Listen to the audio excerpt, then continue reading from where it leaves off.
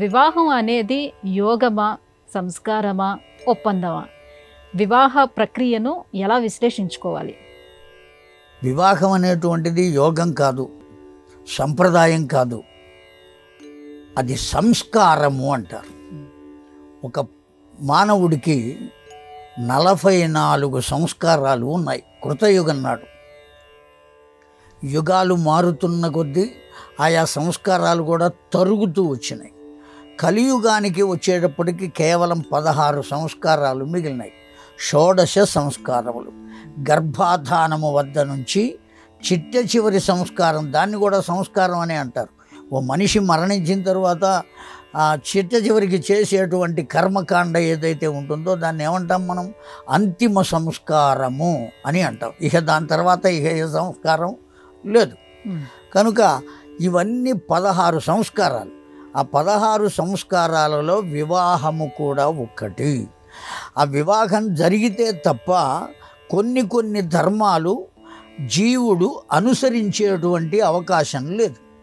భార్య ఉంటే తప్ప చేసే అవకాశం లేనటువంటి ధర్మాలు కొన్ని ఉన్నాయి. అందుకనే జనక మహారాజు అంతటి వాడు కూడా రామచంద్రునకు సీతమ్మను అప్పగిస్తూ ఒక్క మాట చెప్పాడు. ఇయం సీత మమ సుత సహధర్మచరీతవా. ఈ నా కూతురైనటువంటి సీతను నీకు అప్పగిస్తున్నా. నా కూతురేమే. ఇయం సీత మమ సుత, నా కూతురు, నేను నీకు అప్పగిస్తున్నా. దేని కొరకు?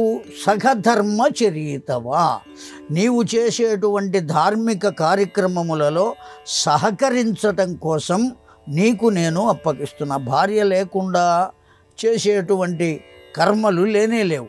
గృహస్థు అయిన తర్వాత ఆచమనం చేయాలి అన్నా ఆ నీరు ఎవరు పోయాలి అంటే భార్య పోస్తేనే ఆచమనం చేయాలి. ఒకవేళ ఎడం చేత్తో ఆ ఉద్ధరణి తీసుకుని నీళ్ళిట్ట పోసుకుంటే ఆ నీళ్లు ఉచ్ఛిష్టం అవుతాయి తప్ప మంచి నీళ్ళు అయ్యే అవకాశం లేదు. మంచినీళ్ళు భోజనం చేసేటప్పుడు తీర్థాన్ని మంచినీళ్ళు త్రాగటానికి కూడా పెద్దలు ఏం చెప్పారు? నువ్వు కుడి చేత్తో తాగలేవు. కారణం ఏమంటే ఈ చెయ్యి తిని అంటుతో ఉంటుంది ఆ చెయ్యి. ఆ కారణం చేత దీంతో గ్లాస్ తీసుకుని తాగలేవు నువ్వు, పాత్రను తీసుకుని. ఆ ఎడమ చేత్తో తీసుకుని కూడా దానికి కుడి చేయి అంటించి తాగమన్నారు. శాస్త్రం చెప్పిన మాట. అసలు ఈ అన్నం తినే చేత్తోనే తీసుకుని తాగితే సీసాతో తాగిన ఏ ఇబ్బంది కనబట్టాల కలి ప్రభావం చేత. అనేక రకాలైన ధర్మాలు కుడి చేతితో తీసుకోలేం కనుక ఎడం చేతితో తీసుకున్నప్పుడు, ఎందుకంటే అవి ఉచ్ఛిష్టం అవుతాయి కనుక, తాగకూడదు కనుక ఆ కుడి చేతిని కలిపి తాగమన్నారు. అందువల్ల ఆచమనం చేయాలి అన్నా ఎవరు కావాలి నీకు? భార్య ఉండి తీరాలి. అందువల్ల ఒకానొక సంస్కారము కొరకు వివాహమే తప్ప వేడుక కొరకు కాదు. అదొక సంస్కారం. ఆమెను నిన్ను, నీ జీవితాన్ని సంస్కరించడం కోసం ఆవిడ నీ ఇంటికి వచ్చింది. ఆవిడ ఎవ్వరూ కాదు. చండీ సప్తశతి అనే గ్రంథంలో ఓ మంత్రం ఉన్నది. యాదేవి సర్వభూతేషు ఛాయారూపేణ సంస్థిత నమస్తస్యై నమస్తస్యై నమస్తస్యై నమో నమః. ఆ అమ్మవారే నీకు భార్య రూపంలో నీ ఇంటికి వచ్చిందయ్యా, నీ వంశాన్ని అభివృద్ధి చెందించడానికి వచ్చింది అని భావించి భార్యను గౌరవించాలి. భార్య అంటే అది. అంతేగాని జీతం ఇవ్వకుండా ఇంట్లో పనిచేసే పని మనిషి కాదు భార్య. అంత జాగ్రత్తగా చూసుకోవాలి. ఆమెను అమ్మవారితో సమానంగా చూడాలి. ఆమెను అమ్మవారితో సమానంగా చూస్తే వాడు అయ్యవారు అవుతాడు. ఆమెను రాక్షసి అనుకుంటే తాను కూడా రాక్షసి అవుతాడు.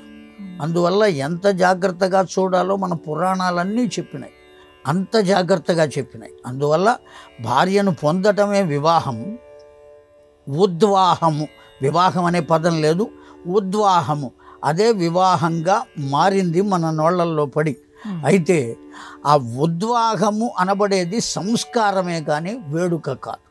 ఇవాళ రోజున ఆ పిల్లకు పిల్లవాడికి పెళ్ళి కాకముందే వాళ్ళిద్దరినీ ఓ చోట నుంచోబెట్టి ఫోటోలు తీసి ఫ్లెక్స్ బోర్డులు పెట్టి అనేక రకాలుగా బయట విచిత్రమైనటువంటి కర్మలన్నీ కూడా చేయబడుతున్నాయి. ఇవన్నీ కూడా జరగకూడని పనులు, జరగవలసినవి కావు.